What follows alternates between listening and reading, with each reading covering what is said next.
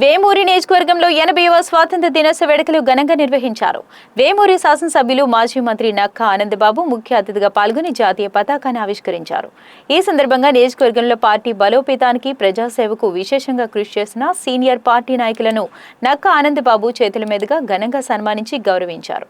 ఈ సందర్భంగా నక్కా ఆనందబాబు మాట్లాడుతూ ఎన్నో దశాబ్దాల పోరాటం, ఎందరో మహనీయుల త్యాగాలు, అమరవీరుల ప్రాణత్యాగాల ఫలితంగానే మనకు స్వాతంత్ర్యం లభించిందని అన్నారు. మహాత్మా గాంధీ అహింసను ఆయుధంగా మార్చారని, సుభాష్ చంద్రబోస్ ధైర్యాన్ని ప్రతీకగా నిలిచారని, భగత్ సింగ్ దేశం కోసం ప్రాణత్యాగం చేసి యువతలో స్ఫూర్తి నింపారని గుర్తు చేశారు.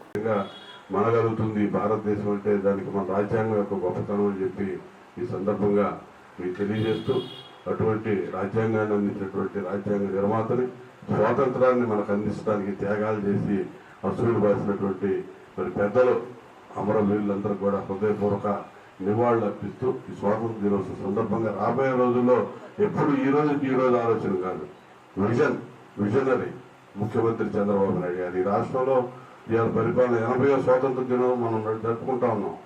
100 సంవత్సరాలు 2047 ఏ విధంగా ఉండాలని చెప్పి పునాదులు ఈ రోజు నుంచి, గతంలో కూడా అధికారంలో ఉన్నప్పుడు చంద్రబాబు నాయుడు గారు ఇదే విధమైన పునాదులు వేశాడు.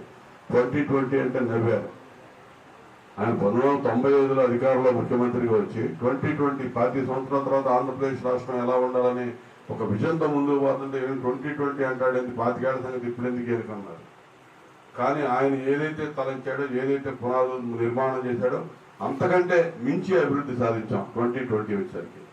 ఈరోజు 2026లో 2047 అంటే కొంతమంది నవ్వే వ్యక్తులు ఉన్నారు.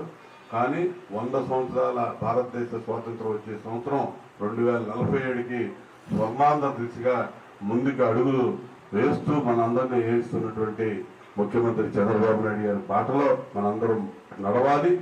ఈ దేశానికి స్వాతంత్రం సిద్ధించిన ఫలాలు ప్రతి ఒక్కరికి కింద స్థాయి, అట్టడుగు స్థాయి వరకు కూడా చేరే విధంగా మనందరం ఒక బాధ్యత కలిగినటువంటి తెలుగుదేశం పార్టీ కార్యకర్తలుగా మనందరం నిత్యం ఆ పని చేసే దానిలో చిత్తశుద్ధితో ఉండాలని చెప్పి సందర్భంగా అదే మనం స్వాతంత్ర పోరాట వీళ్ళకి మనం ఇచ్చే నివాళులు అవుతుందని తెలియజేస్తూ, ప్రతి ఒక్కరికి పేరున స్వాతంత్ర దినోత్సవం 80వ స్వాతంత్ర దినోత్సవ శుభాకాంక్షలు తెలియజేస్తూ సెలవు.